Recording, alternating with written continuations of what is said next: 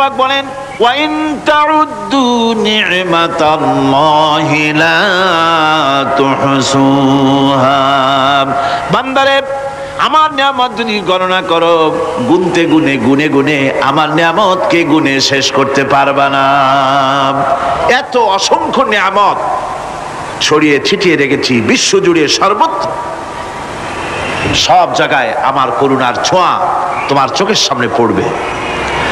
الذي جعل لكم الأرض مهدا وجعل لكم فيها سبلا لعلكم تهتدون। আল্লাহ পাক যিনি জমিনকে, এই পৃথিবীকে তোমাদের জন্য বিছানার মতো বিছায় দিয়েছেন, আর বিচরণের জন্য সমতল পথ তৈরি করে দিয়েছেন। এই পৃথিবীটা তোমার জন্য কি সুন্দর করে আল্লাহ পাক একটা গালিচার মতো করে বিছায় দিয়েছেন, সবুজ ঘাস তাতে রয়েছে। এই পৃথিবীর মাটি আল্লাহ পাক মানুষের জন্য কি সুন্দর ঘাটিতে পরিণত করে দিয়েছেন। এই মাটির আল্লাহর রহমতটা দেখুন, একদিকে মাটি নরম, আবার এমন নরম নয় যে 10 তলা 20 তলা 50 তলা বিল্ডিং করলে পরে এর ভারের চোটে ভিতরে ঢুকে যাবে, এরকম নরম নয়। যেখানে যতটুকুন প্রয়োজন ফসল ফলাবার জন্য বৃষ্টি দিয়ে মাটি নরম করে ফসল ফলাবার ব্যবস্থা করা হয়। আবার বিল্ডিং তৈরি করার জন্য মাটি যেমন শক্ত হওয়া দরকার তেমন শক্ত আল্লাহ পাক করে দিয়েছেন। এখন তো 130, 35, 40 তলা পর্যন্ত, তারও বেশি তলা বিল্ডিং তৈরি হচ্ছে। আল্লাহ পাক কি প্রচন্ড ক্ষমতার মালিক। তিনি রহমত করে এ জমিনকে সুন্দর স্থিতি স্থাপক, একটা স্থিতিশীলতা করে দিয়েছেন। এই পৃথিবী যেন আমাদের নিয়ে নড়াচড়া করতে না পারে সেজন্য আল্লাহ পাক পাহাড় সৃষ্টি করেছেন। চট্টগ্রামে পাহাড় আছে না? রাঙামাটি, খাগড়াছড়ি, বান্দরবান পাহাড় আছে না? আছে। লোকেরা এই পাহাড়ের উপকারিতা বোঝে না, সমানে পাহাড় কাটে। যারা পাহাড় কাটেন তারা আত্মঘাতী কাজ করেন, তারা পৃথিবীর মানুষের ক্ষতি করেন। পাহাড় আল্লাহ পাক তৈরি করেছেন। আল্লাহ কোন জিনিস খেলতামাশার জন্য তৈরি করেন নাই। গতকালে আয়াতটি আমি পড়েছিলাম,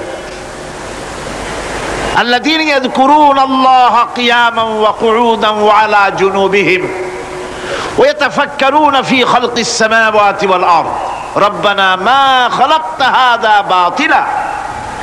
নিরর্থক করে আল্লাহ পাক কোন জিনিসকে তৈরি করেন নাই। আল্লাহ পাক এই পাহাড় সৃষ্টি করেছেন জমিনের ভারসাম্য রক্ষা করার জন্য। সেই পাহাড়গুলি কাটতেছে মানুষ সমানে, গাছ কাটতেছে সমানে, এতে করে প্রকৃতির ভারসাম্য নষ্ট হয়ে যাচ্ছে। এগুলি সব আল্লাহ পাকের রহমত, সবগুলি আল্লাহ পাকের নিয়ামত। খালি খালি আল্লাহ কিচ্ছু তৈরি করেন নাই। ব্যাংকগুলারে জনমের মতো খাইয়া ব্যাঙের ব্যবসা করে, চীনের কাছে ব্যাংক বিক্রি করে এখন বাংলাদেশ মহাবিপদে পড়েছে। এখন ব্যাংক কোথায় পাওয়া যায় তাই তালাশ করে, কারণ এই ব্যাঙের উপকারিতা আগে জানা ছিল না। এত কীটনাশক ওষুধ ছড়ানো লাগতো না।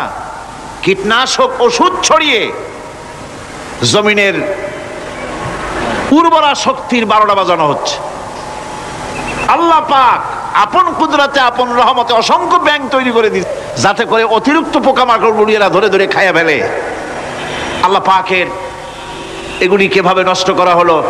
আর এখন কীটনাশক ওষুধ দিয়ে সর্বনাশ করা। আর কীটনাশক ওষুধ আনা হচ্ছে ভারত থেকে, ইন্ডিয়া থেকে। ভারত থেকে কীটনাশক ওষুধ আর সার জানা হচ্ছে, তা দিয়ে বাংলাদেশের মাটির উর্বরা শক্তি আরো নষ্ট হচ্ছে। আপনারা জিজ্ঞেস করবেন চাষীদের কাছে কিভাবে নষ্ট হচ্ছে। সুতরাং আল্লাহ পাক খেল তামাশায় বস্তু করে কিছুই তৈরি করেন নাই, সবগুলিকে আপন রহমতে তৈরি করেছেন মানুষের সৃষ্টি জগতের জন্যে, যার দ্বারা মানুষ উপকৃত হতে পারবে। এর জন্য তিনি হচ্ছেন রহমান। বলেন তিনি কি? রহমান। আল্লাহ রাব্বুল আলামিন জমিন সৃষ্টি করলেন, পাহাড় দিলেন, গাছপালা তরুলতা তৈরি করে দিলেন। এরপরে আল্লাহ পাক বলছেন তাকিয়ে দেখো সমুদ্রের দিকে, জমিন সৃষ্টি করলেন, পাহাড় দিলেন, গাছপালা তরুলতা তৈরি করে দিলেন। এরপরে আল্লাহ পাক বলছেন তাকিয়ে দেখো সমুদ্রের দিকে,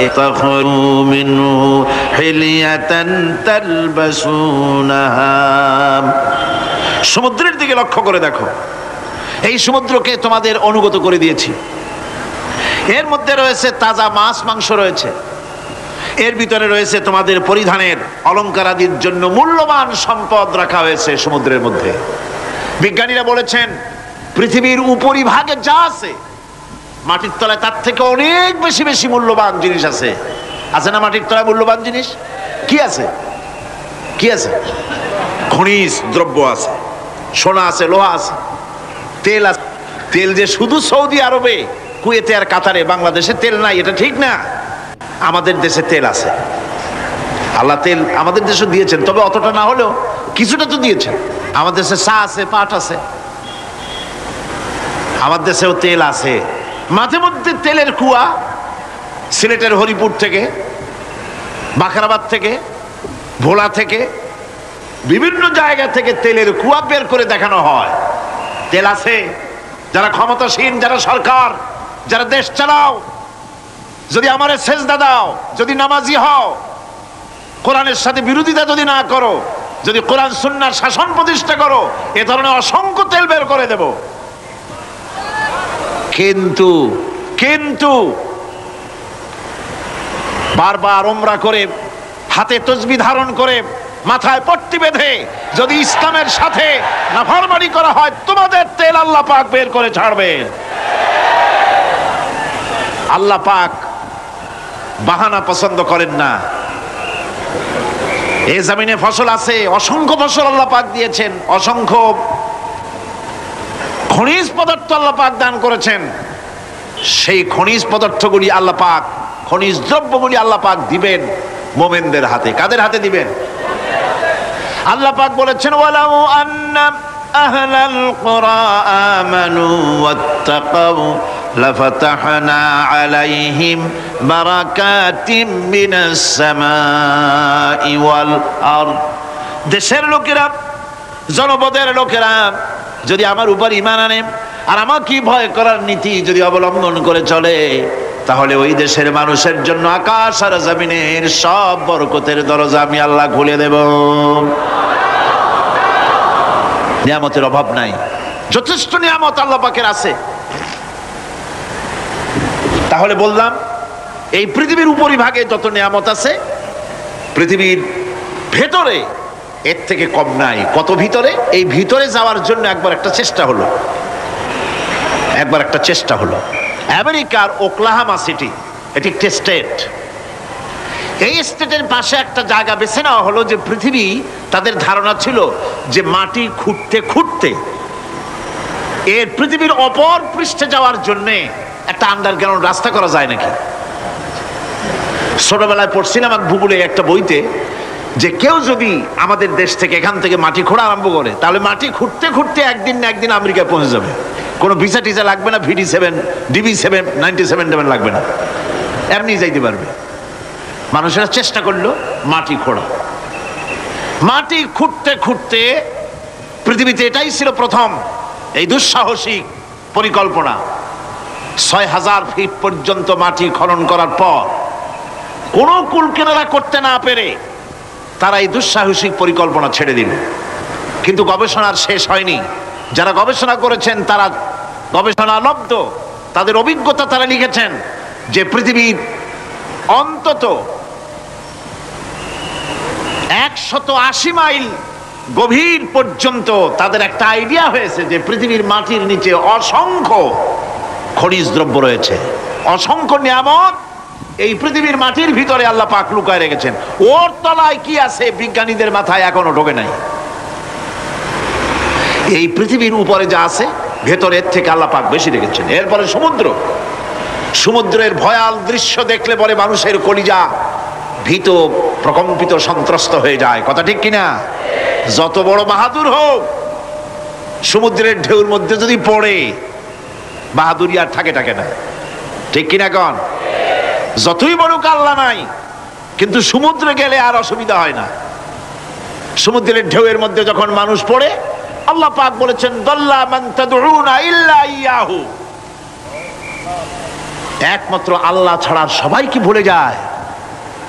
আমি দেখেছি সমুদ্রের দরিয়ার ভিতরে ঢেউ যখন শুরু হয়, অমুসলিমরা পর্যন্ত তাদের ভাষায় স্রষ্টাকে যা বলে সে নাম ভুলে গিয়ে সকলের মুখ থেকে বেরোয় আল্লাহ আল্লাহ আল্লাহ, আল্লাহ বাঁচাও।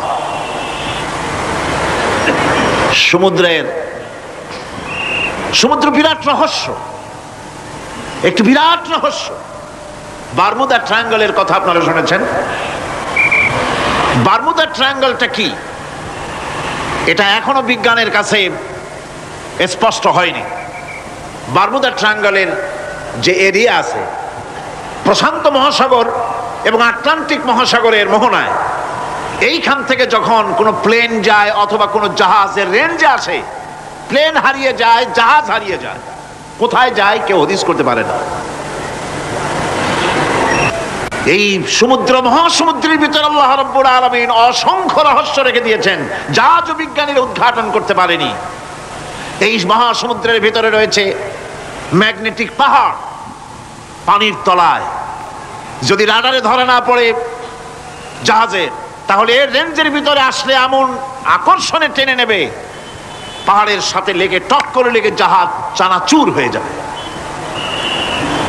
এই মহাসমুদ্রের ভেতরে আল্লাহ পাক মাছ রেখেছেন, অসংখ্য মাছ রয়েছে, অসংখ্য ধরনের প্রাণী রয়েছে। আর তিনি এমন রহমান, প্রত্যেকটি প্রাণীর আবার আত্মরক্ষার জন্য হাতিয়ার তার সাথে সাথে দিয়ে দিয়েছেন।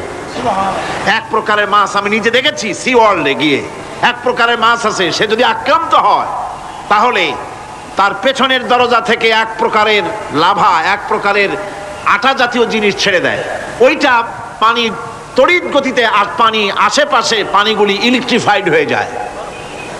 যে তাকে আক্রমণ করতে আসছে ইলেকট্রিক শক খেয়ে পালানো ছাড়ার পথ থাকে না। আবার আরেক প্রাণী, আরেক প্রকারের মৎস্য আছে যেগুলি আক্রান্ত হলে পরে সে তখন তার মুখ থেকে ব্লু রঙের, গাঢ় কালো রঙের এক প্রকারের কতগুলি লালা বের করে দেয়, তার আশেপাশে একদম কালো অন্ধকার হয়ে যায়, তারা আর কেউ দেখতে পারে না। এভাবে করে প্রত্যেককেই আত্মরক্ষার জন্য আল্লাহ পাক হাতিয়ার দিয়ে দিয়েছেন। সুবহানাল্লাহ ওয়া বিহামদিহি। সেই সমুদ্রের ভেতরে এই ধরনের মৎস্যরাজি, বিরাট বিরাট প্রকাণ্ড প্রকাণ্ড প্রাণী আল্লাহ পাক সেখানে রেখেছেন। এরপরে এই সমুদ্রের মধ্যে রয়েছে মণিমুক্তা। আল্লাহ পাক বলছেন তোমরা পোশাক তৈরি করবে, তোমাদের স্ত্রীদের জন্য অলংকার আদি তৈরি করবে, সেজন্য ওর ভিতরে মণিমুক্তা মহামূল্যবান জিনিস এই সমুদ্রের ভেতরে আমি দিয়ে রেখেছি। আপন কুদরতে, আপন মেহেরবানিতে, কেউ আমার কাছে চায় নাই, আমি নিজের থেকে তোমাদের সমস্ত প্রয়োজন মিটিয়েছি, যা লাগবে সব জোগাড় করে দিয়েছি। এখন দেখুন আল্লাহ রাব্বুল আলামিন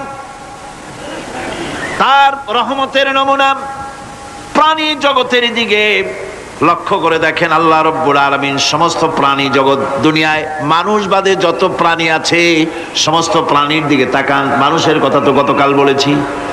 সমস্ত প্রাণীগুলিকে আল্লাহ রাব্বুল আলামিন তাদের সাথে তাদের সমস্ত জিনিস দিয়ে দিয়েছেন। এর মধ্যে কোনোটাকে আল্লাহ পাক বোঝা বহন করার জন্য কোনো প্রাণীকে তৈরি করেছেন, আবার মানুষের জন্য, জিহাদের জন্য, যুদ্ধ করার জন্য কোনো প্রাণী তৈরি করেছেন, চাষাবাদ করার জন্য প্রাণী তৈরি করে দিয়েছেন। কোরআন বলছি ওয়াল আনআমা খালাকাহা লাকুম ফিহা দিফউন ওয়া মানাফিউ ওয়া মিনহা তাআকুলুন।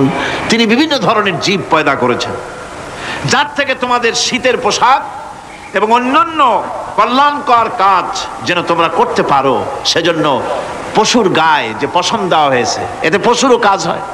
আবার এই পশমগুলি গ্রীষ্মকালে কেটে নিয়ে তাই দিয়ে মানুষের শীতবস্ত্র তৈরি করা হচ্ছে। আপনার গায়ের, আপনার গলার মাফলার, আপনার সোয়েটার, আপনার চাদর, আপনার কম্বল, এগুলি আল্লাহ পাক তৈরি করার জন্য দুনিয়ার যত প্রাণী তৈরি করেছেন, প্রাণীগুলির গায়ে, চতুষ্পদ জন্তুর গায়ে পশম দিয়ে, সেগুলি দিয়ে এগুলি তৈরি করার ব্যবস্থা করেছেন।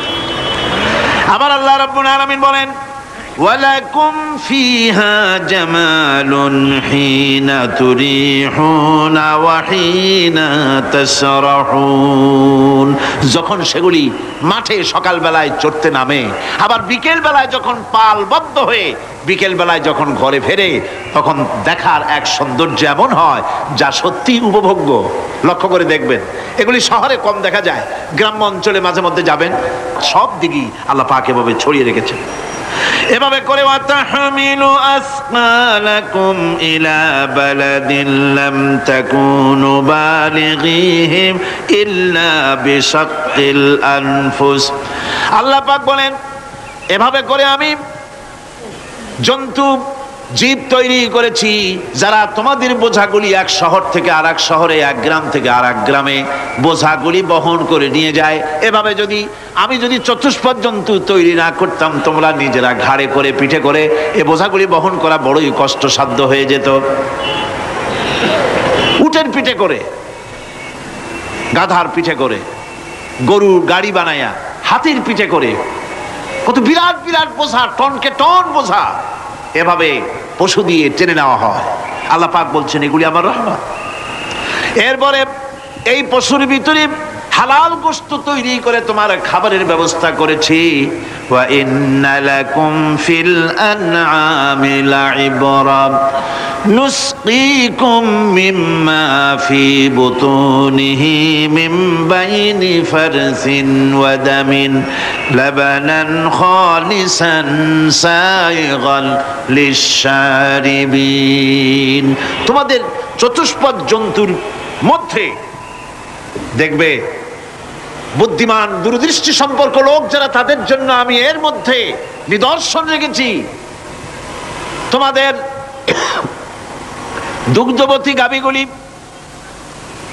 যার দ্বারা তোমরা দুধ পাও, এগুলি জমিনের ঘাস খেলো, খড় খেলো, আর এর দ্বারা রক্ত তৈরি হলো, পায়খানা তৈরি হলো, পেশাব তৈরি হলো, পাশাপাশি রাস্তা দিয়ে পরিষ্কার সুস্বাদু দুধ আমি আল্লাহ রাব্বুল আলামিন তোমাদের জন্য দান করেছি। এত নিয়ামত আল্লাহ পাক দিলেন, আল্লাহ পাকের বিনিময় কিছুই চান নাই। কিছু চাইছেন নাকি? বলেন, কিছু চেয়েছেন? কিছুই চান না। দেখেন, এই যে ঠান্ডা মৌসুম চলছে, এখন কি মৌসুম? শীতের মৌসুম। এই পৃথিবীটাকে আমরা আমাদের একটা রুমকে যদি ঠান্ডা করতে চাই, তাহলে আমরা কি লাগাই? রুমে এসি লাগাই। প্রত্যেক মাসে বিল দেওয়া লাগে না লাগে না? বিল দিতে হয়। একটা রুম এসি দিয়ে ঠান্ডা করতে প্রত্যেক মাসে 500, 1000, 2000, 2500 রুম হিসাবে এর ভাড়া দেওয়া লাগে, এর চার্জ দিতে হয়। এত বড় বিশ্বটা আল্লাহ পাক ঠান্ডা করে ফেলেছেন। কত বড় এসি প্লান্ট আল্লাহ পাকের, সুবহানাল্লাহ। কত বড় এসি আল্লাহ ছেড়ে দিয়েছেন। এখন ঠান্ডায় মানুষ, এখানে তো মানুষে গরম লাগে, সেই গরমে আপনারা আরাম পাচ্ছেন, গায়ের জামা টামা খুলে ফেলাইছেন, ঠিক কিনা? মানুষের গরমও একটা গরম। তাহলে আল্লাহ রাব্বুল আলামিন এই যে ঠান্ডাটা দিলেন, মজার মৌসুম দিলেন, এই ঠান্ডার জন্য আমাদের কাছে কোনো বিল পাঠান নাই ফেরেশতার মাধ্যমে। শীতকাল গিয়ে পরে ফেরেশতারা কি বিল নিয়ে আসছে নাকি, যে শীতের মৌসুমে যে ঠান্ডা উপভোগ করেছো এটার জন্য বিল দিতে হবে? এবার দেখেন সূর্যের তাপ, সারা পৃথিবীতে যত উত্তাপ আছে, ভালো করে বোঝেন, সারা পৃথিবীতে পেট্রোল জ্বালায় আগুন তৈরি করে, ডিজেল জ্বালায় আগুন তৈরি করেন, কাঠ জ্বালায় আগুন তৈরি করে।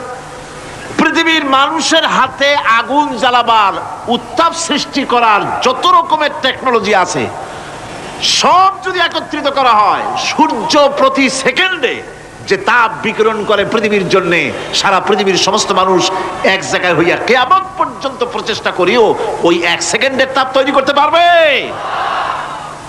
পারবে না। শুধু আল্লাহ রাব্বুল আলামিন তিনি বিরাট নিয়ামত রেখেছেন সব জিনিসের মধ্যে। এই নিয়ামতগুলি বুঝতে হবে, এগুলি বুঝতে হবে।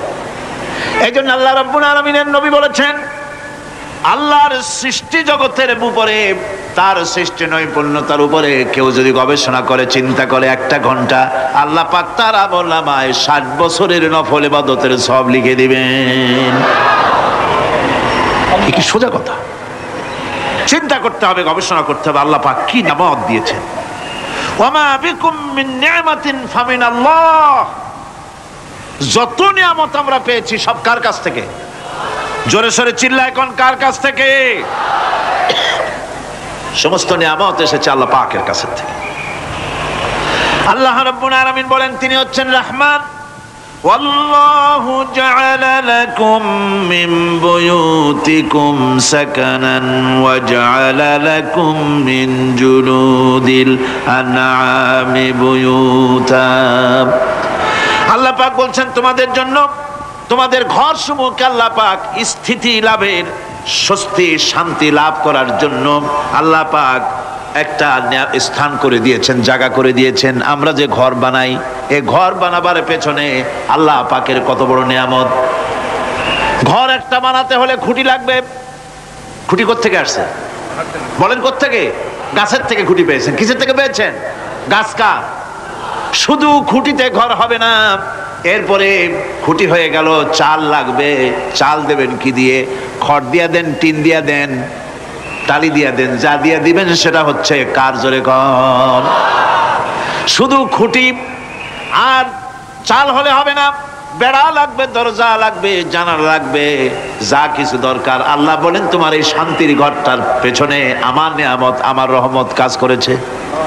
আবার শীত প্রধান দেশে যেখানে বিল্ডিং এও কাজ হবে না, যেখানে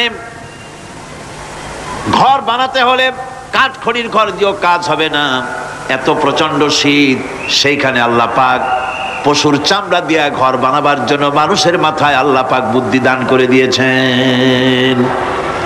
আল্লাহ পাক বলছেন জুলুদিল আনআমি বুয়ুতা, চামড়া দিয়ে ঘর তৈরি করা হয়। এস্কিমোরা করে, দেখে আসবেন, চামড়া দিয়ে ঘর তৈরি করা হয়। আল্লাহ পাক এই পশু দিয়ে মানুষের এত উপকার করছেন। তিনি রহমান। এই রহমত থেকে পৃথিবীর কেউ বঞ্চিত নয়। সমস্ত প্রাণী সমূহকে আল্লাহ পাক এই বিরাট নিয়ামত দান করেছেন। পারবেন না। আমানতের মাল কি ইচ্ছা মতো খরচ করা যায়? যায় না। আমানতের মালকে খরচ করতে হলে মূল মালিকের ইচ্ছা অনুযায়ী খরচ করতে হবে। মূল মালিককে আল্লাহ রাব্বুল আলামিন বলছেন ইন্নাল্লাহা ইশতারা মিনাল মুমিনিনা আনফুসাহুম ওয়া আমওয়ালাহুম বিআন্না লাহুমুল জান্নাহ। আমি আমার মুমিনের জান এবং মালকে খরিদ করে নিয়েছি, বিনিময় জান্নাত দিয়ে দিয়েছি। তোমার কাছে যে জান আছে, মাল আছে, এটা তোমার নয়, এটা আমার আমানত তোমার কাছে। সুতরাং এই আমানত খরচ করতে হবে মূল মালিকের ইচ্ছা অনুযায়ী। সমাজের এক শ্রেণীর লোক প্রচুর বিত্তের মালিক হবে, সমাজের এক শ্রেণীর লোক প্রচুর বিত্ত এবং সম্পদের মালিক হয়ে ভোগ বিলাসের আনন্দের স্রোতে ভেসে যেতে থাকবে, নিজেকে ভাসিয়ে দেবে। আর এক শ্রেণীর লোক অনাহারে অর্ধাহারে কষ্ট করবে। এ বিধান ইসলামের নয়। কেউ থাকবে 10 তলায় আর কেউ থাকবে 10 তলায়, কেউ খাবে পোলাও, কোরমা, বিরিয়ানি, আর কারো কিসমতে মরিচ পোলাও হবে না। এই বিধান আল্লাহর নয়। ইসলামের বিধান হচ্ছে যে আল্লাহ যে সব সম্পদ মানুষকে দান করেছেন, এই সম্পদের ভিতরে বিত্তহীনদের অধিকার রাখা হয়েছে। বিত্তহীন যারা গরিব, যাদের কিছু নাই, তারা আপনার করুণার পাত্র নয়। কি বলেন? তারা কি ধনীদের করুণার পাত্র? কোরআনে কারিমে আল্লাহ বলেন والذين في أموالهم حق للسائل والمحروم। ধনীদের সম্পদের ভেতরে গরিবদের, বিত্তহীনদের অধিকার রয়েছে। সে অধিকার আদায় করে দাও। দান করা এমনি দিয়ে দেওয়া এক জিনিস। গরিবদেরকে, বিত্তহীনদেরকে ইসলাম করুণার পাত্র বানায় নাই, বলেছে অধিকার। অধিকারটা বড় মজবুত কথা, এই কথার লোড আছে, ওয়েট আছে। আপনার আমার সম্পদের, অর্থাৎ যাদের বিত্ত আছে, বিত্ত সম্পদওয়ালা সম্পদশালী লোকেদের সম্পদের ভেতরে গরিবদের অধিকার রয়ে গেছে। সে অধিকার আদায় করতে হবে। ইসলাম সকল মানুষের দারিদ্র দূর করে বেঁচে থাকার মৌলিক অধিকার প্রতিষ্ঠিত করেছে। রাসূল করিম সাল্লাল্লাহু আলাইহি ওয়াসাল্লাম বলেছেন লাইসা লি ইবনি আদম হাক্কুন সিওয়া হাযিহিল খিসাল বাইতুন ইয়াসকুনুহু ওয়া সাওবুন ইওয়ারি আওরাতাহু ওয়া জালফাল খুবজ ওয়াল মা। আখরাজাহু তিরমিজি। তিরমিজি শরীফের হাদিসের ভিতরে এসেছে রাসূল করিম সাল্লাল্লাহু আলাইহি ওয়াসাল্লাম বলেছেন, প্রত্যেকটি বনি আদমের তার বাস করার জন্য একটা গৃহ এবং লজ্জা ঢাকার জন্য, শীত নিবারণের জন্য তার বস্ত্র, আর ক্ষুধা মিটাবার জন্য তার পানি আর রুটি ইত্যাদির ব্যবস্থা করতে হবে, চাই সে মুসলমান হোক আর হিন্দু হোক আর খ্রিস্টান হোক। বনি আদম, আদমের সন্তান যে মানুষ, যে তার এই অধিকার ইসলাম প্রতিষ্ঠিত করেছে। আজ বলা হচ্ছে খাদ্য বস্ত্র বাসস্থান সমাধান দেবে অমুকরা তমুকরা, এরকমের স্লোগান হয় না? ওরা দিতে পারবে না, ওরা দিতে পারে নাই। খাদ্য বস্ত্র শিক্ষা চিকিৎসা বাসস্থানের গ্যারান্টি দিয়েছে কোরআন, দিয়েছে আল্লাহ রসুল জনাব মুহাম্মদ রাসূলুল্লাহ সাল্লাল্লাহু আলাইহি ওয়াসাল্লাম। ইসলাম অর্থনৈতিক নিরাপত্তার জন্য যে সব পন্থা অবলম্বন করেছে সেটা হচ্ছে যে সমাজের কর্মক্ষম সকল ব্যক্তি রুজির জন্য পরিশ্রম করবে, কেউ বসে থাকতে পারবে না। এটা হচ্ছে ইসলামের নিয়ম, কেউ বসে থাকতে পারবে না। কোরআনে কারীম বলছে, فَإِذَا قُضِيَتِ الصَّلَاةُ فَانتَشِرُوا فِي الْأَرْضِ وَابْتَغُوا مِنْ فَضْلِ اللَّهِ فَإِذَا قُضِيَتِ الصَّلَاةُ, যখন তোমার নামাজ সম্পূর্ণ হয়ে গেল, فَانتَشِرُوا فِي الْأَرْضِ, ছড়িয়ে পড়ো আমার জমিনের উপরে, وَابْتَغُوا مِنْ فَضْلِ اللَّهِ, আর আমার অনুগ্রহ অনুসন্ধান করো। রুজি কামানো কোনো খারাপ জিনিস না। কেউ মনে করে সারাদিন বসে বসে আল্লাহর জিকির করব, কেউ দুনিয়াটারে ঝামেলা মনে করে জঙ্গলে চলে যেতে চায়। এটা নিয়ম না। আপনি বসে থাকতে পারবেন না, আপনাকে কাজ করতে হবে। রুজি কামাই করাটাকে কোরআনে কারিমে এতটা সম্মান দিয়েছে, যেটাকে ফদলুল্লাহ বলা হয়েছে। ফদলুল্লাহ, এটা আল্লাহর অনুগ্রহ। সুবহানাল্লাহ বলেন। এটাকে ফদলুল্লাহ বলা হয়েছে, এটা জিনাতুল্লাহ বলা হয়েছে। আপনি যে কাপড় চোপড় ব্যবহার করেন, এই কাপড় চোপড়ের ব্যাপারে আল্লাহ পাক প্রশংসা করেছেন, কাপড় চোপড় সুন্দর করতে বলেছেন। তারপরে রুজি রোজগার হালাল করতে বলা হয়েছে, এবং রুজি কামাবার ব্যাপারে হালাল ভাবে রুজি কামাবার জন্য ইন্সপিরেশন দেওয়া হয়েছে কোরআন এবং হাদিসে। রাসূল করিম সাল্লাল্লাহু আলাইহি ওয়াসাল্লাম বলেছেন, আল কাসিবু হাবিবুল্লাহ, সহজে যে উপার্জন করে সে আল্লাহর বন্ধু। যে ব্যক্তি ঠেলা গাড়ি চালায়, কুলি মজুর রিকশা চালায়, নিন্দা নাই, তাকে নিন্দা করা যাবে না। রিকশাওয়ালা একটা গুরুত্বপূর্ণ দায়িত্ব পালন করছে। কুমার, কামার, তাঁতি, জেলে, ধোপা, নাপিত সবাই কাজ করছে। প্রত্যেক কাজের সম্মান ইসলাম দেয়। সুবহানাল্লাহ। কোন সমস্ত কাজের সম্মান আছে, শুধুমাত্র সম্মান নাই চুরির কাজের, ডাকাতির কাজের, সন্ত্রাসের কাজের, চাঁদাবাজির কাজের, মাস্তানির কাজের। এই সব কাজ নিন্দনীয় এবং এই সব কাজ নিতান্ত বাজে কাজ। এ কাজের কোনো সম্মান নাই। সম্মান হচ্ছে নিজের হাতে কামাই করে সারাদিনে এক মুঠো খাবারও যদি খান, আপনার খাবারের চাইতে হালাল খাবার কারো হতে পারে না। আল্লাহর বন্ধু সোজা কথা না। আল কাসিবু হাবিবুল্লাহ, সহজ উপার্জনের এত বরকত। সেজন্য অর্থনৈতিক নিরাপত্তার জন্য সমাজের প্রত্যেকটি কর্মক্ষম লোককে কাজ করতে হবে। কি করতে হবে? নামাজ পড়া হয়ে গেছে, এখন আর বসে থাকা চলবে না। নেমে পড়ুন কাজের জন্য, আল্লাহর অনুগ্রহ অনুসন্ধান করুন। এরপরে আল্লাহ পাক বলছেন, আমার অনুগ্রহ রুজি কামাও, আর রুজি কামাবার সময় যকুরুল্লাহ যিকরান কাসীরা লাআল্লাকুম তুফলিহুন। আর জিকির করবা আমার বেশি, আমার জিকির করবা। বলা হচ্ছে রুজি অনুসন্ধান করো, আর বলা হচ্ছে আমার জিকির করো। জিকির আর রুজি সন্ধানের ভিতরে সামঞ্জস্য কি?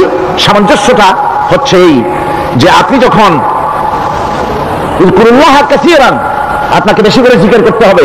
জিকির মানে কি? স্মরণ করা। জিকির মানে কি? স্মরণ করা। আল্লাহকে স্মরণ করেন। রুজি যখন কামাতে যাবেন স্মরণ করবেন কারে? চিল্লায় কোন কারে? আপনি রুজি কামাবার জন্য চাকরি করতেছেন,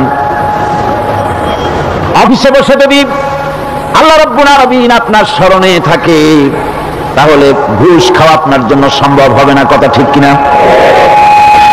আল্লাহ পাক বলছেন, রুজি কামাবার জন্য তুমি যে পরিশ্রম করবে, ওই পরিশ্রমের সময় বেশি বেশি জিকির করো, আমারে স্মরণ রাখো। অফিসে বসে যখন তুমি কাজ করবে, আমি যদি স্মরণে থাকি, তাহলে তুমি ঘুষ খাইতে পারবে না।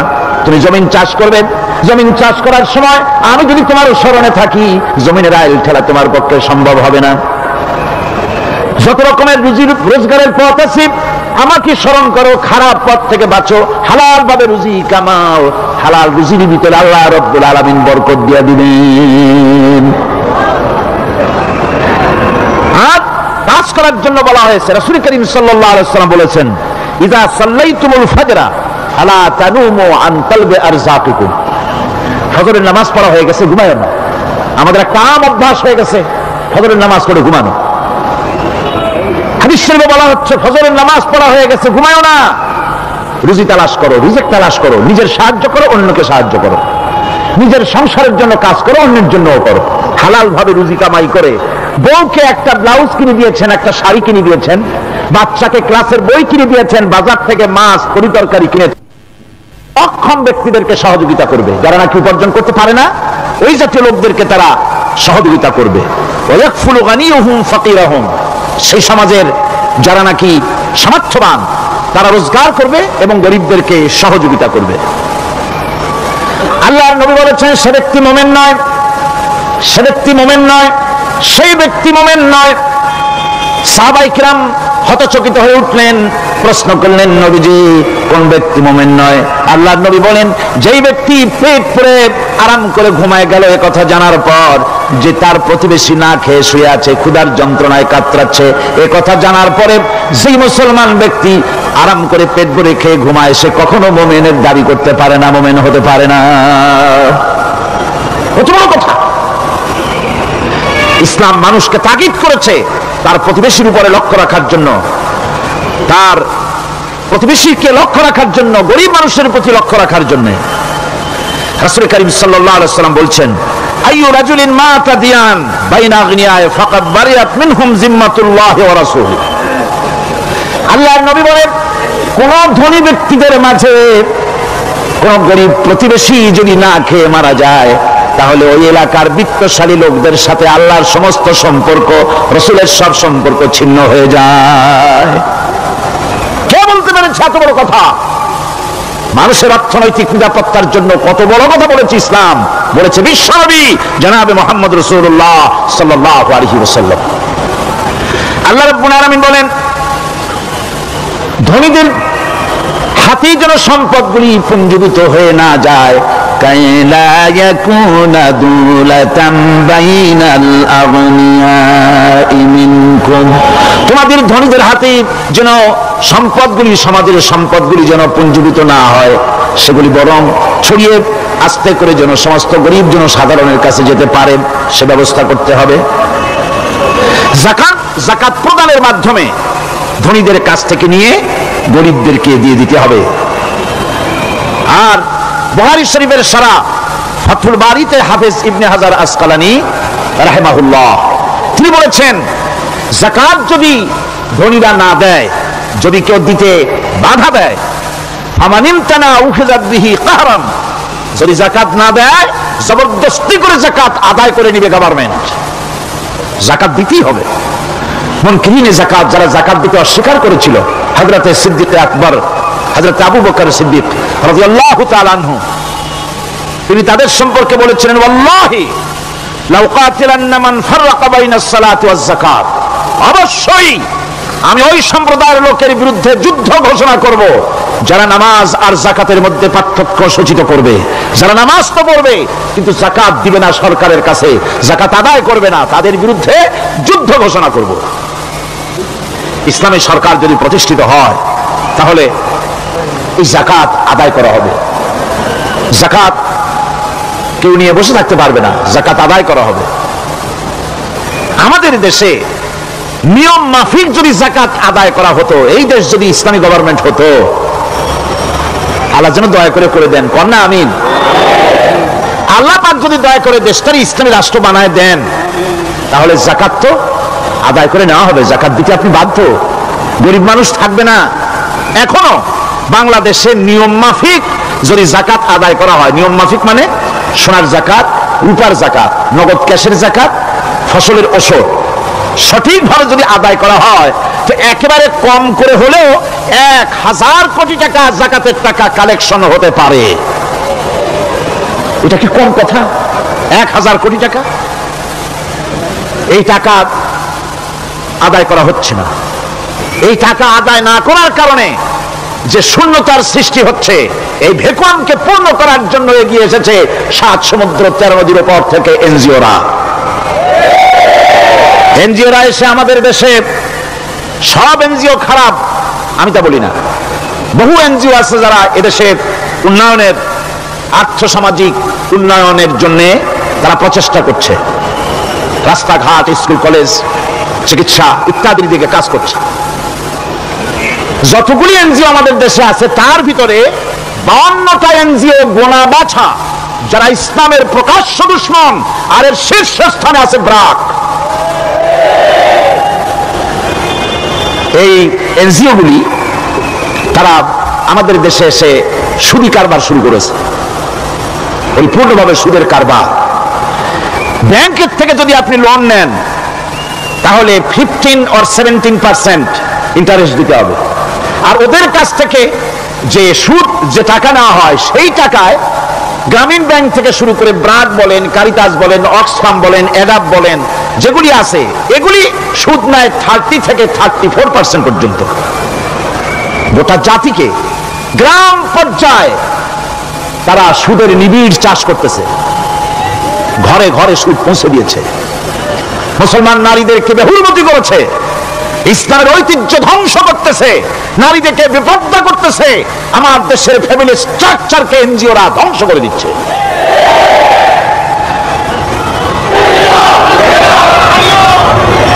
সুতরাং এনজিওরা এই সুযোগটা পেত না।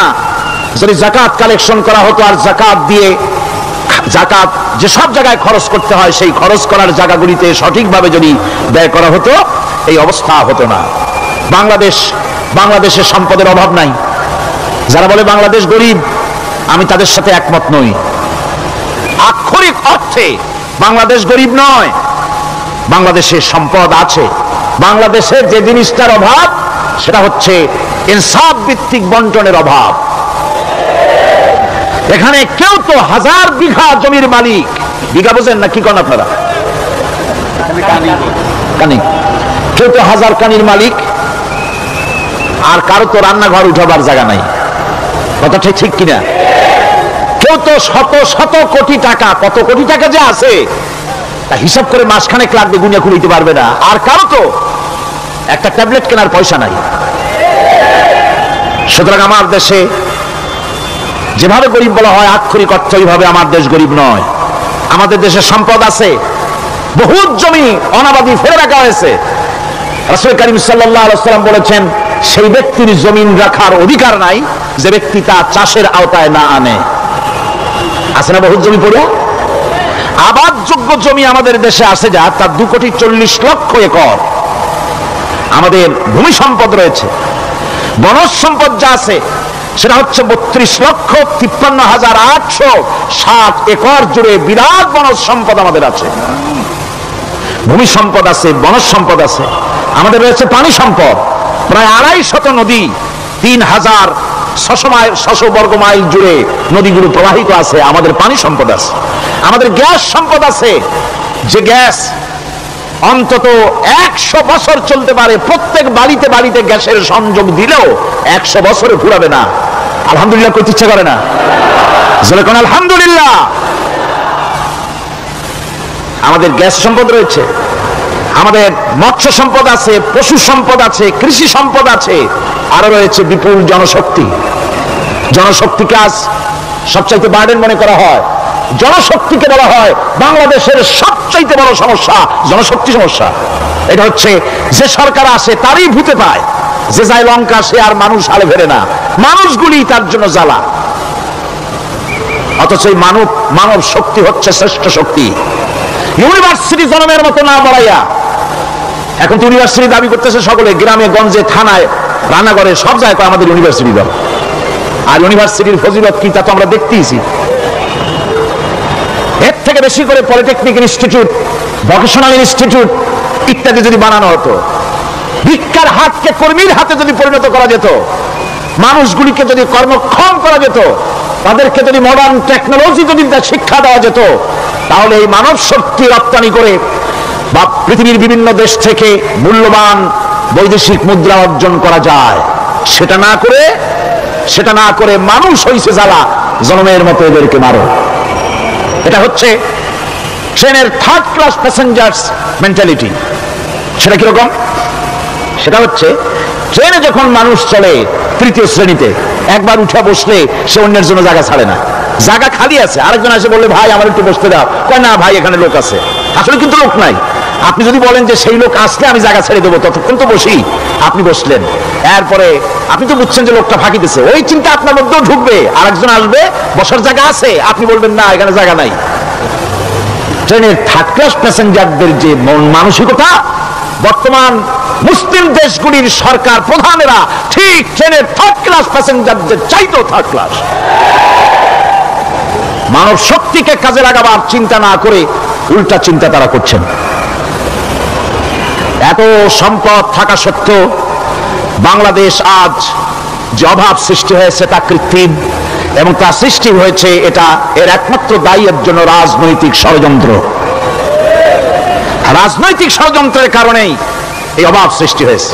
গোড়া থেকেই আমাদের দেশটি ষড়যন্ত্রের শিকার। প্রথমে ব্রিটিশ বেনিয়ারা 200 বছর পর্যন্ত গোলামীর জিনজির পরিয়ে দিয়েছে। 200 বছর গোলামীর পর দ্বিজাতি তত্ত্ব এবং মুসলিম সংখ্যাগরিষ্ঠতার ভিত্তিতে 47-এর আজাদি, তারপর পশ্চিমাদের শোষণ বঞ্চনা থেকে মুক্তি লাভের জন্য 71-এর আজাদি, এরপরে দেশের 90% হচ্ছে মুসলমান। 90% কারা? চিল্লায় বলেন না কারা? পৃথিবীর এই দ্বিতীয় বৃহত্তম মুসলিম জনগোষ্ঠীকে খ্রিস্টান আর ইহুদিরা তারা চেয়েছে জনগণকে খ্রিস্টান বানাতে। আমাদের দেশের জনগণকে তারা চায় খ্রিস্টান বানাতে। যারা কমিউনিস্ট তারা চায় আমাদেরকে নাস্তিক বানাতে। আর পার্শ্ববর্তী দেশের পেইড এজেন্ট যারা আমাদের দেশে আছে তারা চায় পৃথিবীর নিকৃষ্টতম কুহুরি মতবাদ, ধর্ম নিরপেক্ষ মতবাদের মাধ্যমে গোটা জাতিকে ধর্ম থেকে দূরে সরিয়ে দিতে চায়। সুতরাং এই ষড়যন্ত্রের শিকার হয়ে আছে বাংলাদেশ। বাংলাদেশের এই আর্থসামাজিক প্রেক্ষাপটে ইসলামের বিধান ছাড়া, আল্লাহর দেওয়া বিধান ছাড়া এর কোনো মুক্তি নাই, এর নাজাতের কোনো পথ নাই। আল্লাহ রাসূল ক্ষমতা আরোহণ করলেন, রাষ্ট্রের মালিক হলেন, প্রেসিডেন্ট হলেন। রাসূলুল্লাহ কি হলেন? আল্লাহর নবী প্রেসিডেন্ট হলেন। সমাজের গরিব দুঃখীদের ব্যাপারে নবীজি বললেন, মান তারাকা মালান ফালওয়ারাসাতিহি ওয়া মান তারাকা দিয়ান আও কুল্লা ফালিয়াতিনি ফাইন্না মাওলাহু, রাওয়াহুল বুখারী। নবীজি বলেন, যে ব্যক্তি মারা গেল, মরে যাওয়ার পর তার যে সম্পদ থাকবে, এই সম্পদগুলি সে যে সন্তান স্ত্রী পুত্র যাদের রেখে গেছে তা তাদের জন্য। আর যদি সে ঋণগ্রস্ত, যদি ঋণ অবস্থায় সংসারকে রেখে যেয়ে থাকে, তাহলে তার ঋণের বোঝা, ঋণের পরিশোধের দায়িত্ব আমি মুহাম্মদ সাল্লাল্লাহু আলাইহি ওয়াসাল্লাম নিয়ে নিলাম। সমাজের যার কোনো অভিভাবক নাই তার অভিভাবক আমি মুহাম্মদ সাল্লাল্লাহু আলাইহি ওয়াসাল্লাম। যার কোনো অভিভাবক নাই সেজন্য আমার কাছে চলে আসে। ইসলামী রাষ্ট্র এই বিধান পেশ করেছে, এর চাইতে সুন্দরতম বিধান পৃথিবীতে আর কেউ দিতে পারে নাই। সেজন্য সেই সমাজে চুরি বন্ধ হয়েছে, ডাকাতি বন্ধ হয়েছে, জিনা বন্ধ হয়েছে, সব বন্ধ হয়ে গিয়ে সুন্দর একটি সমাজ প্রতিষ্ঠিত হয়েছিল। আর রাসূল বলেছিলেন, খায়রুল কুরুনে কারনি, সর্বশ্রেষ্ঠ যুগ হলো আমার যুগ। সুবহানাল্লাহি ওয়া বিহামদিহি। মানুষ দরজা খুলে ঘুমাইছে, কারো ক্ষুধার কষ্ট নাই, পড়ার কষ্ট নাই, খাবারের চিন্তা নাই, চুরি ডাকাতির ভয় নাই, ভয় মুক্ত। ওই যে গতকাল বলেছিলাম, যেমন একটা সমাজ আসবে, খাবাব চিন্তা করো না, আমি কসম করছি এমন একটা সমাজ প্রতিষ্ঠিত হবে যেই সমাজে চুরি ডাকাতি জেনা ব্যভিচার হত্যা ধর্ষণ কোনো ভয় থাকবে না। লা ইয়াখাফু ইল্লাল্লাহ, আল্লাহ ছাড়া কারো কোনো ভয় মনের ভিতরে ভয় থাকবে না। ওয়ালাকিন্নাকুম তাস্তাজিলুন, তোমরা বড্ড তাড়াহুড়ো করতেছো, বেসবর হচ্ছো, সবর করো, তাড়াহুড়ো করো না, এমন সমাজ আসবে। রাসূলুল্লাহ এরকম একটা সমাজ গোটা পৃথিবীবাসীকে উপহার দিতে পেরেছিলেন না পারেন নাই? পেরেছিলেন কিনা? সেই কথাই আল্লাহ রাব্বুল আলামিনের কথার সঙ্গে বার মিলান। লাইসাল বিররা আন তুওয়াল্লু বুজুহাকুম কিবালাল মাশরিকি ওয়াল মাগরিব, পূর্ব পশ্চিমে কত মাথা ঘুরালে, চেহারা ঘুরালে এটাই কিন্তু তোমার পুণ্যবান হওয়ার জন্য, নেককার হওয়ার জন্য যথেষ্ট নয়। বরং যথেষ্ট হলো আল্লাহর প্রতি মানানো, কিতাবের প্রতি, পরকালের প্রতি, ফেরেশতার প্রতি, নবীদের উপরে ঈমান আনো, আর আল্লাহর মহব্বতে, আল্লাহর প্রেমে উদ্বুদ্ধ হয়ে আর একটা বড় কাজ করো, সেটা হলো ওয়াতাল মালা আলা হুব্বিহি যাবিল কুরবা ওয়াল ইয়াতামা ওয়াল মাসাকিন ওয়াবনাস সাবিল ওয়াস-সাইলিনা ওয়া ফির রিকাবি ওয়া কামাস সালাতা ওয়া আতাজ যাকাত ওয়াল মুফুনা বিআহদিহিম ইযা আহাদু والصابرين في البأساء والضراء وحين البأس أولئك الذين صدقوا وأولئك هم المتقون আরেকটি গুরুত্বপূর্ণ কাজ করতে হবে আল্লাহ পরকালে বিশ্বাস করার সাথে সাথে, সেটা হলো এই তোমাদের জানের মতো প্রিয় ধন এবং সম্পদকে আল্লাহর মহব্বতে খরচ করতে হবে। সেজদা দিয়ে কপালে দাগ লাগাইছো কিন্তু প্রতিবেশীকে সাহায্য করো নাই, গরিবদেরকে দাও নাই, এতিমকে দাও নাই, বোনকে ঠকাইছো, মেয়েকে ঠকিয়েছো, তোমার ওই সেজদায় কিয়ামতে কাজ দিবে না। প্রকৃতপক্ষের নেককার পুণ্যবান হওয়ার জন্য গরিব জনসাধারণকে সহযোগিতা করতে হবে। এরপরে মাঝখান থেকে যেটা বাদ দিয়েছিলাম, বলেছিলাম নামাজ এবং যাকাত। আমি যাকাতটা কালকে আগে নিয়ে এসেছিলাম, নামাজটা ছিল আগে। সেই নামাজটা যেহেতু আলাদা একটা বিষয় হবে, আর যাকাতটা সাদকার সাথে সামঞ্জস্য আছে, সেই জন্য যাকাত আর সাদাকার কথাটা একসঙ্গে মিলাই বলেছিলাম। এখন শুরু করছি নামাজ। সালাত, সালাত এর আবিধানিক অর্থ হচ্ছে কোন জিনিসের দিকে মুখ ফিরানো। সালাতের অর্থ হচ্ছে নিকটবর্তী হওয়া, মুখ ঘুরানো, মুতাওয়াজ্জা হওয়া। এই যে হযরত ইব্রাহিম আলাইহিস সালাম বলেছিলেন, ইন্নী ওয়াজ্জাহতু ওয়াজহিয়া লিল্লাযী ফাতারাস সামাওয়াতি ওয়াল আরদ। জানেন আপনারা? পড়েন, ইন্নী ওয়াজ্জাহতু ওয়াজহিয়া লিল্লাযী ফাতারাস সামাওয়াতি ওয়াল আরদা হানিফা ওয়া মা আনা মিনাল মুশরিকিন। নিশ্চয় আমার মুখ ঘুরায় দিলাম কার দিকে? যিনি আকাশ এবং জমিনের স্রষ্টা, সব কিছুর মালিক যিনি, তার দিকে আমি মুতাওয়াজ্জা হলাম। নামাজের অর্থ হচ্ছে মুতাওয়াজ্জা হওয়া, মুখ ঘুরিয়ে দেওয়া, চেহারা ঘুরিয়ে দেওয়া। আর নামাজের আরেক অর্থ হচ্ছে নিকটবর্তী থেকে আরো নিকটবর্তী হওয়া। আমরা কি নিকটবর্তী হতে চাই? না বুঝলে কবেন কি? নিকটবর্তী হইতে চাই কার? আল্লাহ। আমরা কি আল্লাহর নিকটবর্তী হতে চাই? আল্লাহ রাব্বুল আলামিন বলেন, নিকটবর্তী হতে হলে ওয়াসজুদ ওয়াকতারিব, সিজদা দাও আর সিজদার মাধ্যমে আমার নিকটবর্তী হয়ে যাও। সিজদা দিলেই আল্লাহর নিকটবর্তী হওয়া যায়। কোন সুবহানাল্লাহ। সাহাবী, আল্লাহ নবীর সাহাবী প্রশ্ন করেছেন, নবীজি বান্দা কখন আল্লাহর নিকটবর্তী হয়ে যায়? নবীজি বলেছেন, বান্দা যখন সিজদা দেয় তখন আল্লাহর বান্দার মাঝে কোনো হিজাব থাকে না, একদম আল্লাহ পাকের নিকটবর্তী হয়ে যায় বান্দা যখন সিজদায় পড়ে যায়। সুতরাং নামাজ হচ্ছে নিকটবর্তী হওয়া, সালাত এটা হচ্ছে নিকটবর্তী হওয়া।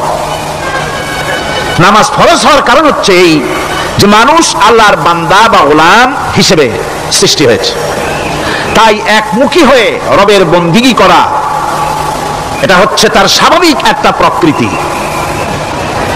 আল্লাহ রাব্বুল আলামিন এই প্রকৃতির দাবি মিটাবার জন্যই নামাজের ব্যবস্থা করেছেন। মানুষের ফিতরত, মানুষের নেচার, মানুষের ফিতরত হচ্ছে এই যে কারো না কারো কাছে মাথা নত করা, হাত জোড় করা, মাথা নত করা, সার্বভৌমত্বের মালিক কাউকে মনে করা, হাত জোড় করতে হলে, মাথা নত করতে হলে, সার্বভৌমত্বের মালিক হিসেবে কাউকে গ্রহণ করতে হলে আল্লাহর বিকল্প কেউ আছে নাকি? ইসলামের মূল দাওয়াতটা হলো ফিতরত অনুযায়ী দাওয়াত দেওয়া হয়েছে, মানুষ যেন মাথা নত করে, গোলামি করে।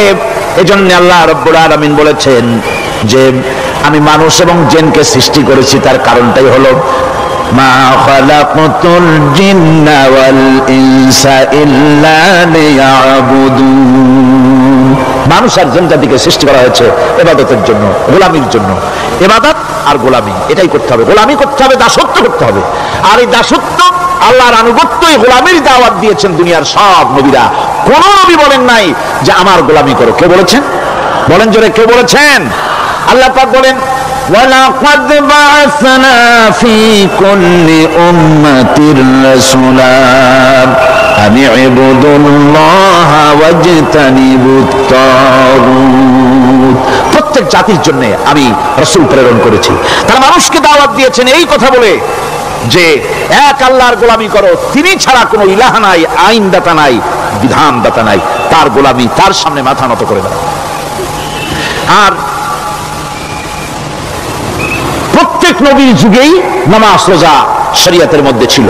নামাজ রোজা কম বেশি প্রত্যেক নবীর জামানায় আল্লাহ পাক এটাকে বাধ্যতামূলক করেছিলেন। নামাজ রোজা যাকাত সব নবীদের জন্য বাধ্যতামূলক ছিল, তার উম্মতের জন্য বাধ্যতামূলক ছিল। নামাজ হচ্ছে তাওহীদের অবশ্যম্ভাবী এক বহির্প্রকাশ। তাওহীদের জন্য তাওহীদবাদী মানুষ যারা, তাদেরকে নামাজ আদায় করতেই হবে। আকীদা বিশ্বাসের দিক থেকে তাওহীদ যদি হয় পুরা দ্বীনের মূল উৎস, তাহলে আমলের দিক থেকে নামাজ হচ্ছে পুরা দ্বীনের মূল ভিত্তি। নামাজ হচ্ছে আমলের মূল ভিত্তি, এর বাস্তবায়ন ছাড়া দ্বীন পূর্ণ হয় না। নামাজ মুমিনের কেবলমাত্র একটি উত্তম আমলই নয়, বরং নামাজ হচ্ছে ইমানের মূল ভিত্তি। যার কাছে নামাজ নাই তার কাছে কিছুই নাই। রাসূল করিম সাল্লাল্লাহু আলাইহি ওয়াসাল্লাম বলেছেন যে নামাজ যে ব্যক্তি পড়ে না, আল্লাহ পাকের সাথে তার কোনো সম্পর্ক বাকি থাকে না। সুতরাং এই নামাজটা হচ্ছে যে একমাত্র একাগ্র চিত্তে আদবের সাথে আল্লাহর সামনে রুজু হয়ে যাওয়া। কোরআনে কারীম বলছে মুনিবিনা ইলাইহি ওয়াত্তাকুহু ওয়া আকিমুস সালাতা ওয়া লা তাকুনু মিনাল মুশরিকিন। তোমরা আল্লাহর দিকে রুজু হয়ে যাও এবং তাকে ভয় করে অন্যায় কাজ থেকে বিরত থাকো, আর নামাজ কায়েম করো, মুশরিকদের অন্তর্ভুক্ত হয়ে যেও না। নামাজ কায়েম করা, নামাজের আদেশ কোরআনে কারীমের মধ্যে আল্লাহ পাক বহু জায়গায় করেছেন। ঈমানের পর নামাজই হচ্ছে সবচেয়ে বড় জরুরি। একজন মানুষ ঈমান আনলো, যেমন কালকে একজন ঈমান এনেছে, ঈমান আনার সাথে সাথে তার প্রথম কাজ কি বলুন? বলেন প্রথম কাজ কি? ফজরের নামাজের আগে একজন ইসলাম কবুল করলেন, তার প্রথম দায়িত্ব নামাজকে আদায় করে দেওয়া, ফজরের নামাজ পড়া। জোহরের আগেই কেউ ঈমান আনলো, তার প্রথম দায়িত্ব জোহরের নামাজ আদায় করা। আসরের নামাজের আগে ঈমান এনেছে, তার প্রথম দায়িত্ব হলো আসরের নামাজ আদায় করা। তার মানে হলো ঈমান আনার পর একজন ঈমানদারের প্রথম দায়িত্ব হচ্ছে নামাজ। গুরুত্বপূর্ণ বিষয়, খুব ভালো করে শুনতে হবে, ইয়াদ রাখতে হবে প্রত্যেকটা মুসলমানের। এই নামাজ কি জিনিস, কেমনে আদায় করতে হবে, আদায় না করলে কি হবে, গুরুত্বপূর্ণ এই কথাগুলি প্রত্যেকের স্মরণ রাখতে হবে। হযরত মূসা আলাইহিস সালামকে আল্লাহ রাব্বুল আলামিন ওহী প্রদান করলেন। যেদিন ওহী দিলেন, ওহী দিয়ে সেই মুহূর্তে আল্লাহ পাক তাকে শোনালেন ইন্নানি আনাল্লাহ লা ইলাহা ইল্লা আনা ফা'বুদনি ওয়া আকিমিস সালাতা লিযিকরি।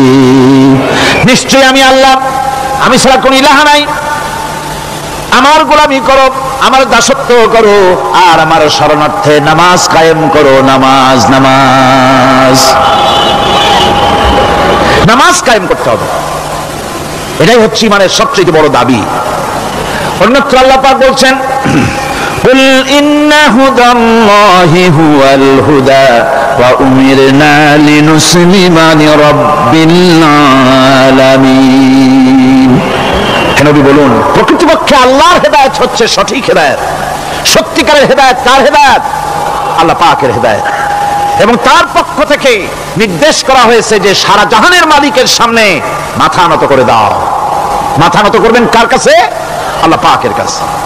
ওয়া আনাকিমুস সালাতা ওয়াত্তাকুহু ওয়া হুয়াল্লাযী ইলাইহি তুহশারুন। আর নামাজ প্রতিষ্ঠা করো, আল্লাহ রাব্বুল আলামিনের ভয়তে সমস্ত অপরাধমূলক কাজ থেকে, অসামাজিক কার্যকলাপ থেকে বিরত থাকো। আর একদিন মনে রেখো তোমাদের সকলকেই আল্লাহ রাব্বুল আলামিনের দরবারে উপস্থিত হতে হবে। নামাজ ঈমান থাকা না থাকার প্রমাণ। ঈমান আছে কি ঈমান নাই এর প্রমাণ কি? নামাজ। আল্লাহ পাক বলছেন ফালা সাদ্দাকা ওয়ালা সাল্লা ওয়ালাকিন কাযযাবা ওয়া তাওয়াল্লা। কিন্তু না সে সত্য মেনে নিল আর না সে সালাত আদায় করলো, বরং সত্যকে মিথ্যা মনে করে ফিরে গেল। নামাজটাই হচ্ছে একজন মানুষের সে মুমিন না কাফের তা প্রমাণ করার জন্য, এটাই হচ্ছে মূল কথা। কিয়ামতের দিন মানুষ যে জাহান্নামে যাবে, জাহান্নামের জন্য জাহান্নামে যে সব কারণে যাবে তার মধ্যে বড় কারণ কালকে বলেছিলাম, দেখি মনে আছে নাকি? বড় কারণ কয়টা? আলহামদুলিল্লাহ মনে আছে। আল্লাহ রাব্বুল আলামিন বলেন ইয়াতাসাআলুনা আনিল মুজরিমিন, কিয়ামতের দিন অপরাধীদেরকে জিজ্ঞেস করা হবে মা সালাকাকুম ফি সাকার, জাহান্নামে কেন আসছো? জবাবে তারা বলবে قالوا لم نك من المصلين ولم نك نطعم المسكين, নামাজ পড়ি নাই আর এতিম মিসকিনদের খেতে দেই নাই, এই কারণেই জাহান্নামে এসেছি। নাউযুবিল্লাহ। নামাজ ছাড়া পড়বে না, জাহান্নামে যেতে হবে। কোথায় যেতে হবে? কেউ মনে করতে পারবেন নামাজের অস্ত্র বহু শুনছি, এর চাইতে গুরুত্বপূর্ণ জিনিস আর নাই। নামাজের চাইতে গুরুত্বপূর্ণ ইবাদত আল্লাহ আর সৃষ্টি করেন নাই। মুসলমানের জন্য সর্বশ্রেষ্ঠ ইবাদত কি ছিল? এখন বলেন কি? এই নামাজ। আকসার মানুষের নামাজ হয় না। যারা আমরা নামাজ পড়ি, বহু লোকের নামাজ পড়ে ঠিক, কিন্তু নামাজ আদায় হয় না। আমি সে কথা বলবো সামনের দিকে, প্রাণ খুলে শুনবেন, কাজে লাগবে ইনশাআল্লাহ। কোন ইনশাআল্লাহ? আকীদাগত দিক থেকে ঈমান হলো তাওহীদের স্বীকৃতি, আর আমলের দিক থেকে নামাজ হচ্ছে তাওহীদের বহিঃপ্রকাশ। আপনি মুসলমান তা প্রমাণ হবে নামাজ দিয়ে। নামাজহীন ঈমানের দাবি মূল্যহীন। যার নামাজ নাই তার ঈমানের দাবি করার কোনো মূল্যই নেই। অনেক এরকম কথা বলে, হুজুর আমি মানুষটা নিতান্ত খারাপ না, যাই মনে করেন, গ্রামে রাস্তা বানাইছি, ব্রিজ করে দিয়েছি, কালভার্ট করেছি, এতিম মিসকিনদের তাও মাঝে মধ্যে খাবার দেই। নামাজ হচ্ছে ইসলামের গণ্ডির মধ্যে প্রবেশের প্রমাণ। কোরআনে কারীম বলছে ফাইন তাবু ওয়া আকামুস সালাতা ওয়া আতাউজ যাকাতা ফাইখওয়ানুকুম ফিদ্দীন, সূরা তওবা এসেছে। তারা যদি তওবা করে আর নামাজ কায়েম করে, যাকাত যদি আদায় করে, তাহলে এখন তোমাদের সে দিনী ভাই। এখন ভাই হয়ে গেল। একটু আগে ছিল কাফের মুশরিক, এখন তোমার দিনী ভাই। দ্বীনের গণ্ডির মধ্যে প্রবেশ করা কলেমা পড়ার সাথে সাথেই নামাজ। নামাজ হচ্ছে দ্বীনের প্রধান গেট, দ্বীনের প্রধান তোরণ। দ্বীনের মধ্যে প্রবেশ করার জন্য এই গেট দিয়ে প্রবেশ করতে হবে। সুতরাং এই নামাজের এতই গুরুত্ব দেওয়া হয়েছে। ইসলাম যদি ক্ষমতায় আসে, আল্লাহ যেন এনে দেন, জোরে কোন আমিন। ইসলাম যদি ক্ষমতায় এসে যায়, রব্বুল আলামিন তাফসীরের মাহফিল, কোরআন সামনে নিয়ে আশা করে তোমার দরবারে দোয়া করি, এই বিশাল জনসমুদ্রের দোয়া কবুল করো মাবুদ গো, এই বাংলাদেশকে ইসলামের দেশ বানাইয়া দাও। দেশটা যদি ইসলামের হয়ে যায়, আইন যদি আল্লাহর হয়, শাসন যদি সৎ লোকেরা করে, রব্বুল আলামিন কোরআন শরীফে বলেন, তাহলে তারা চারটা কাজ করবে। আল্লাযীনা ইমাক্কান্নাহুম ফিল আরদ আকামুস সালাতা ওয়া আতাউজ যাকাত ওয়া আমারু বিল মারুফি ওয়া নাহাউ আনিল মুনকার। মুমিনরা ক্ষমতায় এসে প্রথম যে কাজটা করবে, প্রথমে ক্ষমতায় এসেই নামাজ বাধ্যতামূলক করবে। প্রথম কি? ওয়াজ নসিহতে অনুরোধ করা হবে না, বাবাজিরা আল্লাহর রাস্তায় নামাজটা পড়ে না। রেডিও এবং টেলিভিশনের মাধ্যমে রাষ্ট্রপ্রধান অর্ডার করে দিবেন, আজ থেকে বাংলাদেশের 12 কোটি তাওহীদি জনতার নারী পুরুষ যারা আকেল বালিগ সকলের জন্য নামাজ বাধ্যতামূলক, নামাজ পড়তেই হবে। এটা অর্ডার। বেলা যখন 1টা বেজে যাবে, বেলা যখন 1টা বাজবে, সমস্ত মসজিদে আজান শুরু হয়ে যাবে। আজানের সাথে সাথে অফিস, আদালত, কল কারখানা, ক্ষেত খামার, শিক্ষাঙ্গন সব ডেডলক হয়ে যাবে। আধা ঘন্টার জন্য বন্ধ হয়ে যাবে। যারা মুসলমান অফিসে, কলেজে, ইউনিভার্সিটিতে, সর্বত্র তারা নামাজের জন্য প্রস্তুতি নেবেন। আধা ঘন্টার ভিতরে নামাজ আর খানা সেরে আবার কলেজ চলবে, বিশ্ববিদ্যালয় চলবে, কল চলবে, কারখানা চলবে, ক্যান্টনমেন্ট চলবে, সেক্রেটারিয়েট চলবে, সব আপন গতিতে চলতে থাকবে। আল্লাহর রহমত, বরকত আকাশ ফেরে নাজিল হয়ে যাবে। আর এই অর্ডার যেটা হবে, নামাজ পড়বেন, নামাজ পড়বেন সেখানে। থানায় যখন আজান হবে, থানায় আজান হয়ে গেছে, থানার স্টাফ, পুলিশ যারা আছে জামাতে খাড়া হয়ে যাবে, ইমামতি করবেন ওসি সাহেব।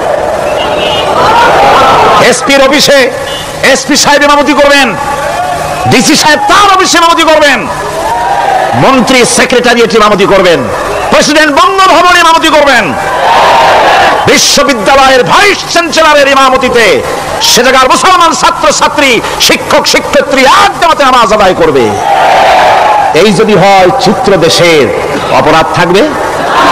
থানায় ওসি সাহেব নিজেই যদি জামাতের ইমামতি করেন, এইভাবে নামাজ আদায় করেন পুলিশদের নিয়ে, জামাতে ঘুষ আর খাবে তারা?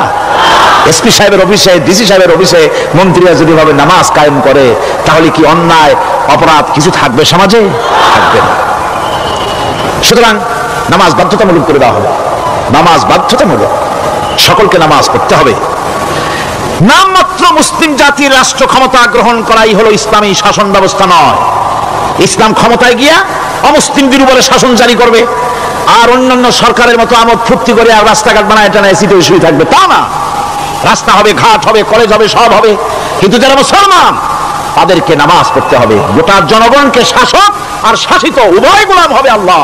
উভয় গোলাম হবে কার? তখন প্রেসিডেন্টের বাবার ক্ষমতা নাই নিজের কোন আইন চালু করে, পার্লামেন্টের বাবার ক্ষমতা নাই ইসলামের বিরুদ্ধে টু শব্দটি করতে পারে। সেখানে শাসক আর শাসিত, শাসক আর শাসিত হয়ে যাবে একজন এক হুকুমদাতার গোলাম।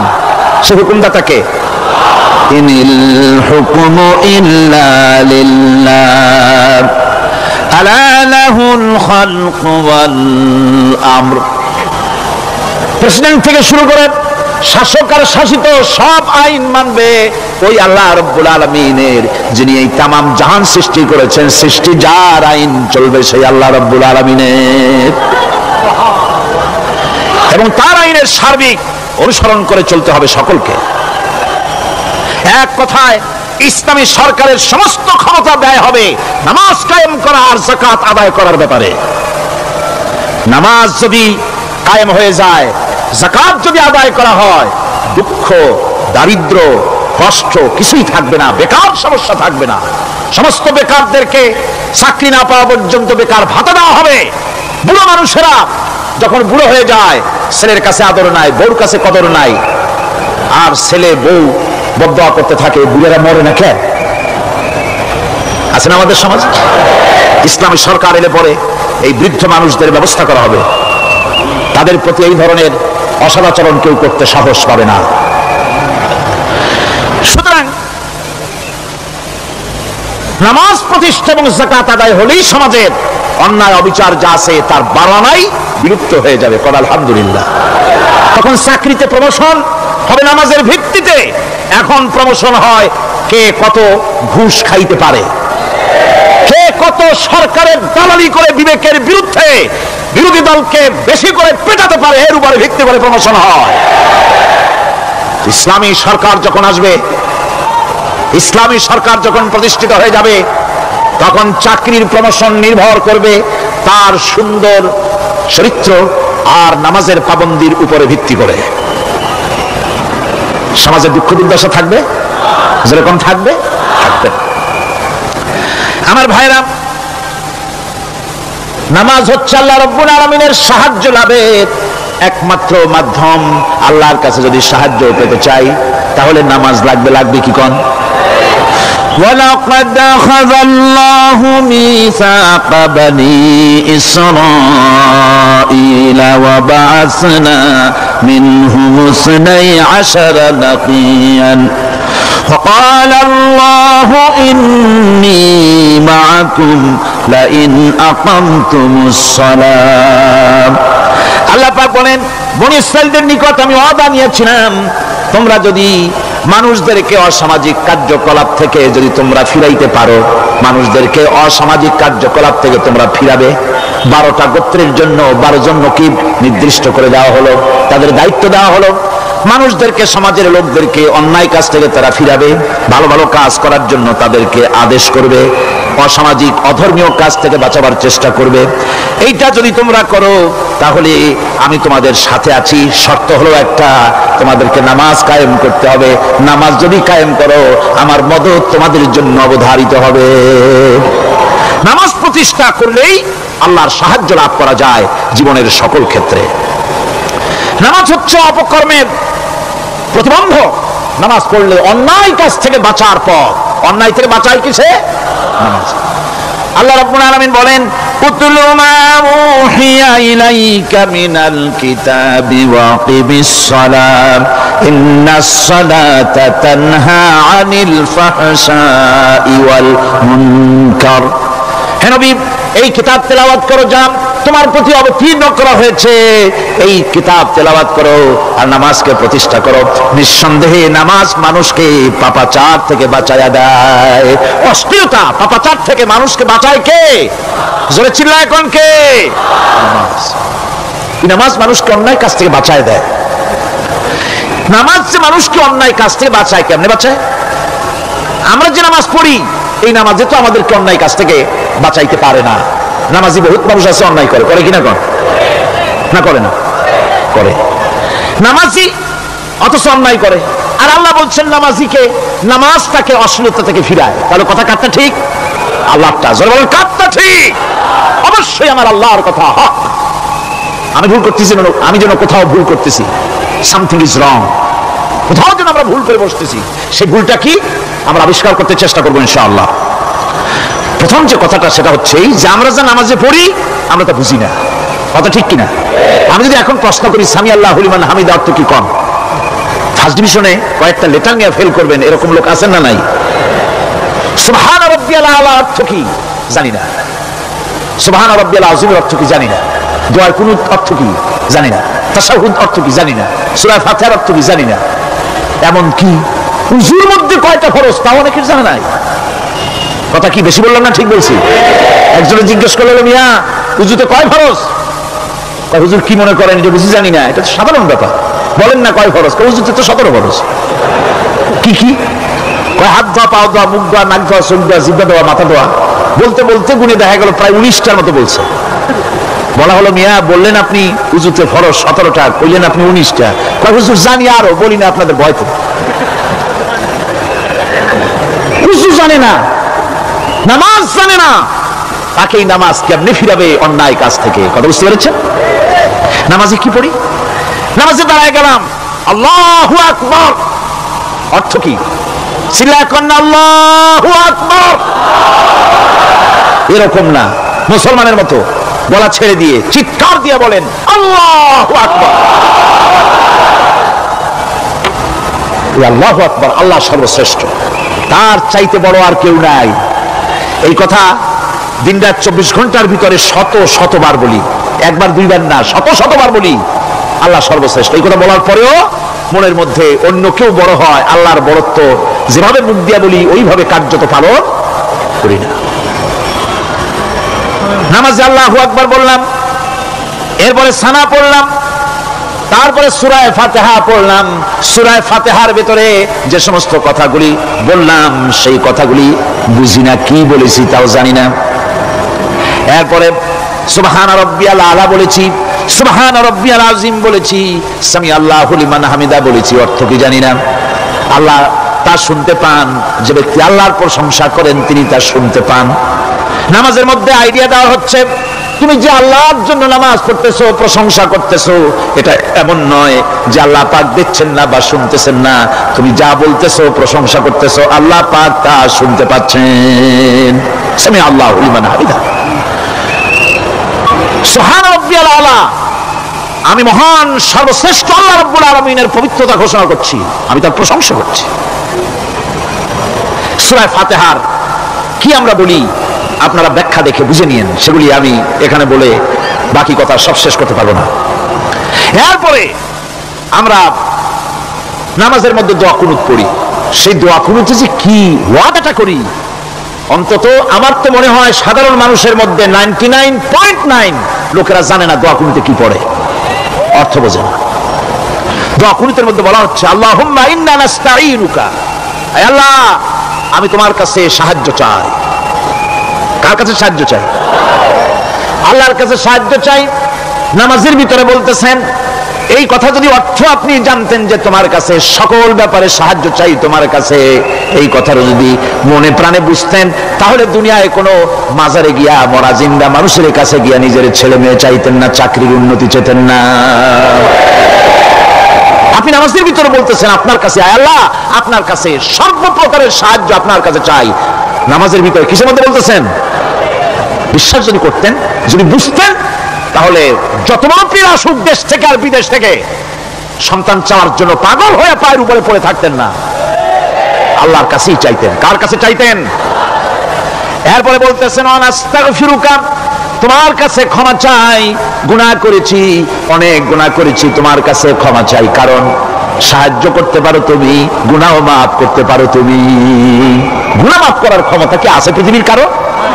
আকাশে জমিনে আল্লাহ ছাড়া মানুষের গুনাহ কেউ মাফ করতে পারে? এরপরে বলতেছি অনুমিনু বিকা, আয় আল্লাহ আমি তোমার উপর ঈমান এনেছি, পরিপূর্ণভাবে তোমার উপরে ঈমান এনেছি। ওয়া নাতাওয়াক্কালু আলাইক, আর তোমার উপরেই কেবলমাত্র ভরসা করেছি। ঈমান এনেছি তোমার উপরে, ভরসা করছি তোমার উপরে। এই কথাগুলি যদি আমরা বুঝতাম, তাহলে আত্মাটা বড় হয়ে যেত, মাথাটা আল্লাহ ছাড়া কারো সামনে নত হতো না। ঠিক না বেটি? আল্লাহ ছাড়া কারো সামনে মাথা নত হতো না। আল্লাহর উপরই ভরসা, তোমার উপর ভরসা করছি, তোমার উপর ঈমান এনেছি। এরপরে বলছি অনুসনি আলাইকাল খায়র, সর্বপ্রকার কল্যাণের সাথে তোমার প্রশংসা করতেছি। ওয়ানাশকুরুকা, আর তোমার কৃতজ্ঞতা স্বীকার করছি, আমি তোমার শুকর আদায় করি, সর্ব ব্যাপারে তোমার শুকর আদায় করি। আর কি করি? ওয়ালা নাকফুরুকা, আমি কুফরি করি না, অকৃতজ্ঞ নই, আমি তোমার কৃতজ্ঞ বান্দা, আমি অকৃতজ্ঞ নই। একথা আপনি নামাজের মধ্যে বলেন, কিন্তু কৃতজ্ঞতা স্বীকার করেন না। আল্লাহ যে ছেলে দিয়েছে শুকর আদায় করেন না, আল্লাহ যে সুন্দরী বউ বা ভালো বউ দিয়েছেন শুকর আদায় করেন না, আল্লাহ সন্তান দিয়েছে শুকর আদায় করে না, আল্লাহ রাব্বুল আলামিন চাকরি দিয়েছেন, বাড়ি দিয়েছেন, জায়গা দিয়েছেন, জমিন দিয়েছেন, যৌবন দিয়েছেন, স্বাস্থ্য দিয়েছেন, শুকর আদায় করে না। আল্লাহ পাক বলেন, বান্দারে যে অবস্থায় থাকো শুকর আদায় করো। লা ইন শাকারতুম লাযীদান্নাকুম ওয়া লা ইন কাফারতুম ইন্না আযাবী লাশাদীদ। আমার নিয়ামতের শুকর যদি আদায় করো আমি বেশি করে বাড়ায় দেব, আর যদি শুকর আদায় না করো তাহলে মস্ত বড় শাস্তি রেখে দিয়েছি। সব ব্যাপারে শুকর আদায় করো, আমার নিয়ামতের শুকর আদায় করো। চোখ দিয়ে দেখতে পাও, কও আলহামদুলিল্লাহ। মুখ দিয়ে কথা বলতে পারো, কও আলহামদুলিল্লাহ।